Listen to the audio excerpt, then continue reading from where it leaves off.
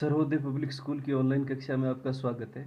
देखिए, अपन राजस्थान की जनजाति के बारे में पढ़ रहे थे और आज अपन देखते हैं जो जनजाति अपन ने भील, मीणा, ग्रासिया इनके बारे में पढ़ा था। आज देखिए अपनी अंतिम जनजाति है सहरिया जनजाति। देखिए, सहरिया जनजाति का प्रश्न उसी तरह आएगा जैसे अपन ने पहले पढ़े कि किसी एक जनजाति का सामाजिक जीवन और उसकी अर्थव्यवस्था क्या कीजिए, वर्णन कीजिए। देखिए, सहरिया जनजाति राजस्थान की एकमात्र देखें तो सबसे पिछड़ी जनजाति है जिसे भारत सरकार ने आदिम जनजाति में शामिल किया है। यानी बहुत अच्छा प्रश्न बनता है कि राजस्थान की एकमात्र सबसे पिछड़ी जनजाति है जिसे भारत सरकार ने जो जनजाति के हैं उसमें सबसे आदिम जनजाति में शामिल किया है। आदिम ने सबसे प्राचीन जनजातियों का जो समूह था उसमें इसको जगह दी गई है सहरिया जनजाति को। जो राजस्थान में अपने जनजातियाँ पड़ी हैं, गरासिया, भील, मीणा, ये जो जनजातियाँ थी उसमें देखें तो सबसे आदिम जो जनजाति है उसमें क्या किया, इसको सहरिया को शामिल किया गया, जो सबसे क्या है, पिछड़ी जनजाति है। राज्य की देखें 98% सहरिया 12 जिले के किशनगंज व शाहाबाद तहसीलों में निवास करती है। यानी राज्य की देखें तो 98% जो आबादी है वो सहरिया की 12 जिले की किशनगंज और शाहाबाद तहसीलों में निवास करती है। यानी राज्य का दक्षिण पूर्वी में जिला देखें 12 और उसमें देखें दो तहसीलें मुख्यतः हैं, एक किशनगंज और एक कौन सी है, शाहाबाद है। जहां राजस्थान की जो 98% शहरी आबादी है वो क्या करती है, मुख्यतः निवास करती है।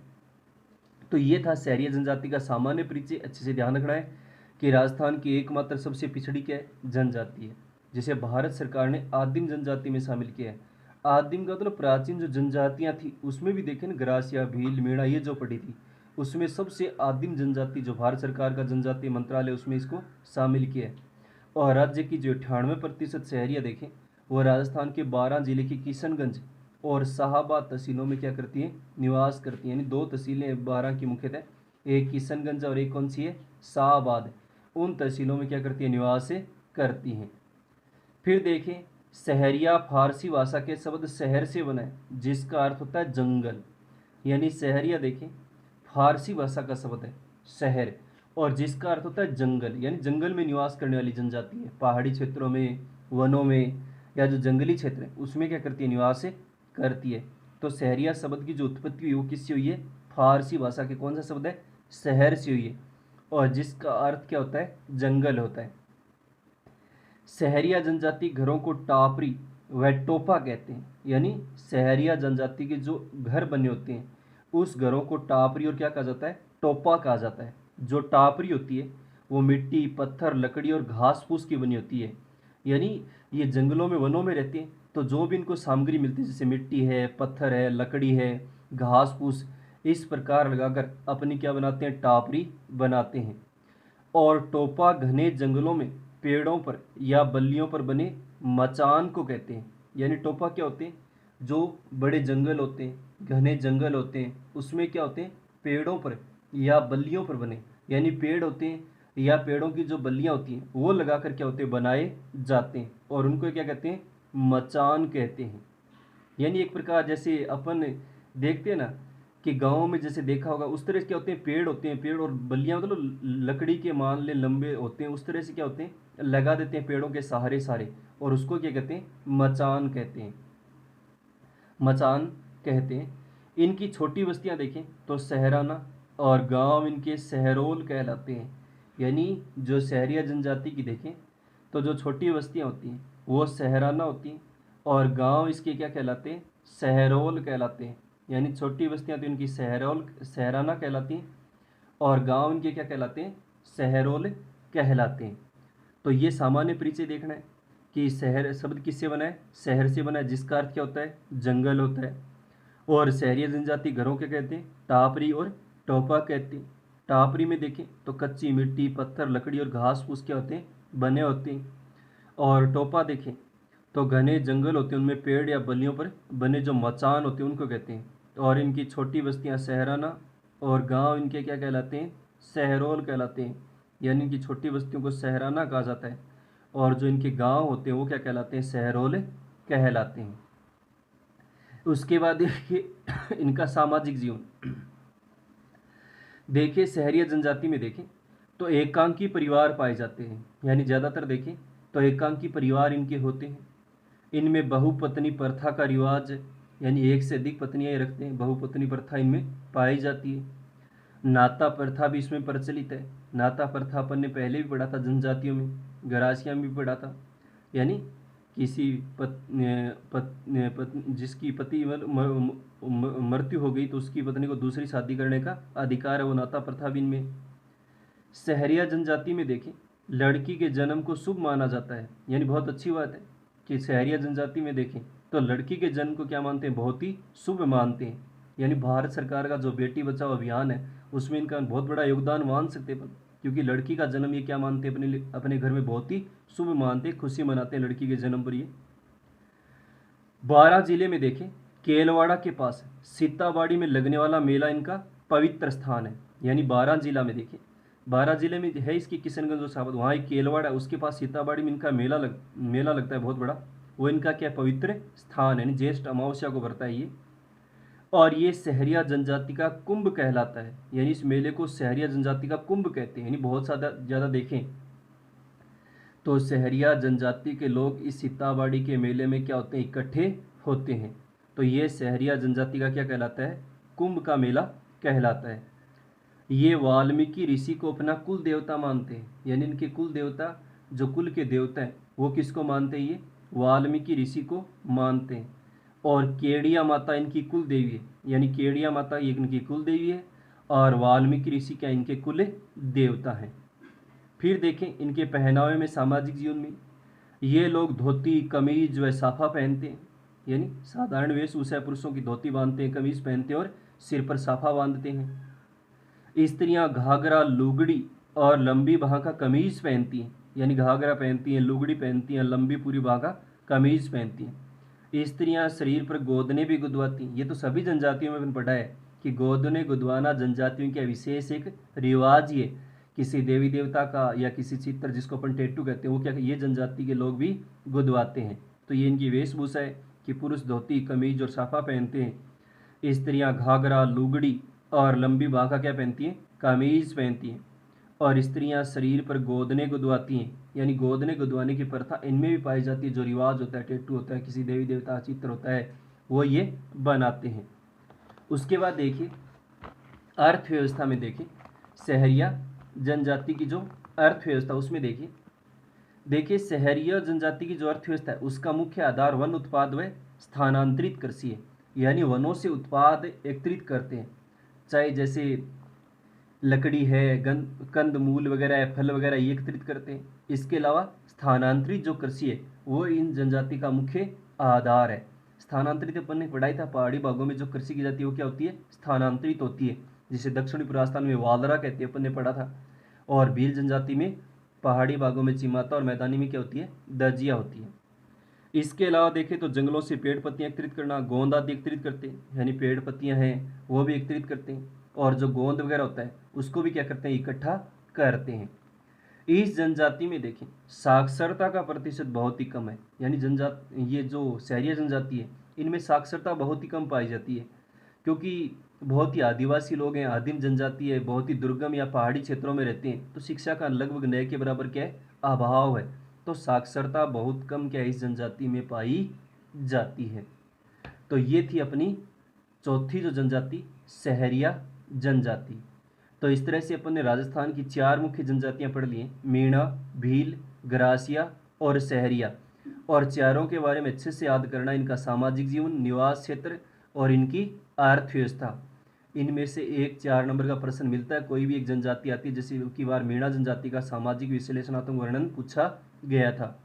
तो इनमें से किसी एक जनजाति का सामाजिक जीवन और इसकी अर्थव्यवस्था के आधार पर वर्णन पूछा जा सकता है, इनमें से छोटा प्रश्न भी आता है। उसके बाद एक डामोर जनजाति और दे रखी है, लेकिन वो कोई ज़्यादा महत्वपूर्ण नहीं है। इसमें अपन एक लाइन बस ध्यान में रखनी है कि डामोर जनजाति के जो प्रसिद्ध मेले हैं वो है छेला बावजी और ग्यारस की रेवाड़ी हैं, यानी इनके प्रसिद्ध मेले लगते हैं कोई, उसमें 2 प्रमुख हैं, एक छेला बावजी और दूसरा है ग्यारस की रेवाड़ी। ठीक है, बाकी ये डामोर जनजाति में कोई ज़्यादा याद नहीं करता है, कहाँ निवास करती है, किस प्रकार का रहन सहन है, ये कुछ इसमें याद नहीं करना है। तो ये थी अपनी राजस्थान की जनजातियाँ, जो अपन ने मुख्य मुख्य पढ़ दिए, भील, मीणा, ग्रासिया और सहरिया। उनको अच्छे से याद करना है, सामाजिक जीवन और इसकी अर्थव्यवस्था।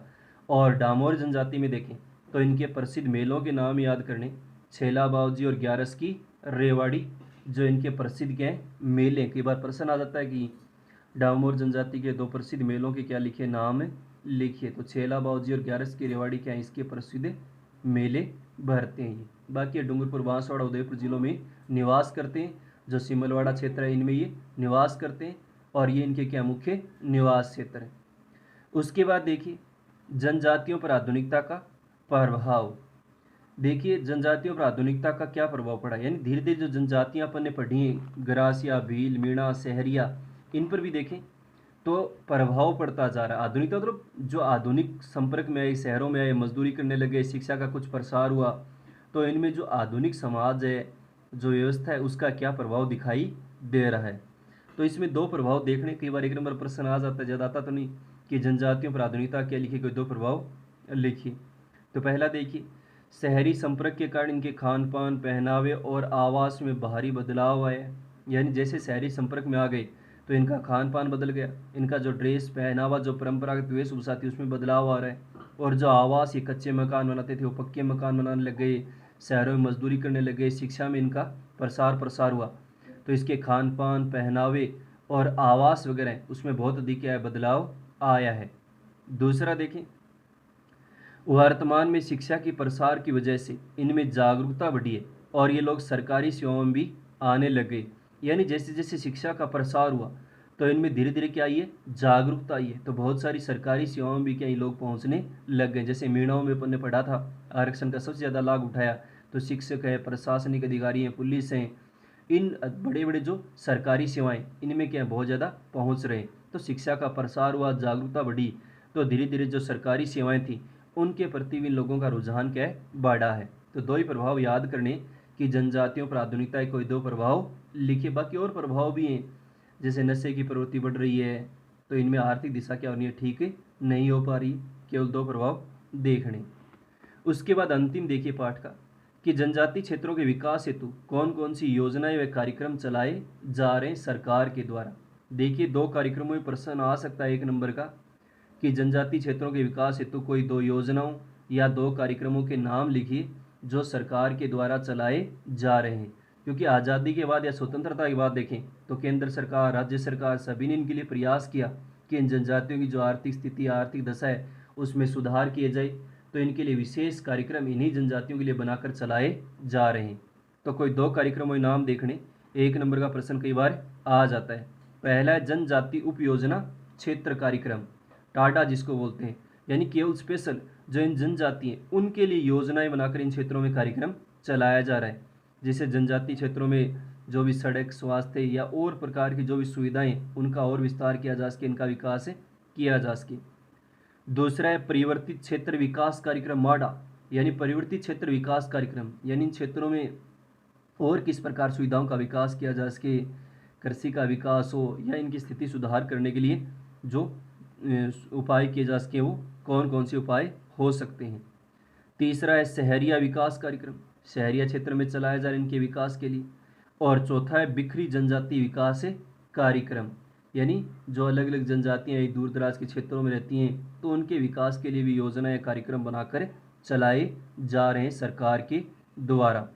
तो केवल दो ही कार्यक्रमों ध्यान रखने कि जनजातीय क्षेत्रों में विकास हेतु कोई दो योजनाओं या दो कार्यक्रमों क्या लिखे, नाम लिखिए। तो जनजातीय उप योजना क्षेत्र कार्यक्रम, परिवर्तित क्षेत्र विकास कार्यक्रम, शहरिया विकास कार्यक्रम और बिखरी जनजाति विकास कार्यक्रम, ये सब जनजातीय क्षेत्रों के आर्थिक स्थिति के सुधार हेतु राज्य सरकार के द्वारा चलाए जा रहे कार्यक्रम हैं। तो इसके साथ अपना जो 25वां पाठ है वो पूरा होता है। राजस्थान की जनसंख्या व जनजातियाँ, या तो जनसंख्या विशेषताओं पर प्रश्न आएगा या फिर लिंगानुपात, जनसंख्या घनत्व, जनसंख्या वृद्धि या साक्षरता में आएगा।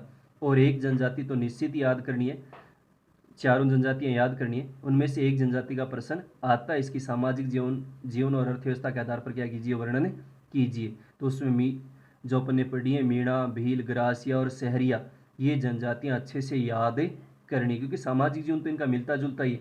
और अर्थव्यवस्था में भी कोई ज़्यादा अंतर नहीं है, वो भी मिलता जुलता है। स्थानांतरित कृषि या वनों से उत्पाद एकत्रित करना, ये क्या इनके मुख्य हैं आधार। तो इसके साथ ही अपना एक बार ऑनलाइन जो शिक्षा चली, कुछ अपन ने पहले पढ़ा था मार्च में, उसके हिसाब से अपना एक बार क्या होता है कोर्स से कंप्लीट होता है। जो पाठ्यक्रम था 25 पाठ, कल अपन दोबारा पहले पाठ से रिवीजन शुरू करेंगे। मानव भूगोल का जो मूल सिद्धांत है उसका पहला पाठ। तो जिस किसी का बाकी रह गया वो कल पहले पाठ से शुरू करना और नोट्स अच्छे से बनाना। पहले नहीं पढ़े लेकिन अब जो पढ़ाया जा रहा है उसको पहले पाठ से पढ़ो, जब स्कूल लगे तो उतना तो क्या है काम है आए, नहीं तो बहुत पीछे रह जाओगे। ठीक है, धन्यवाद।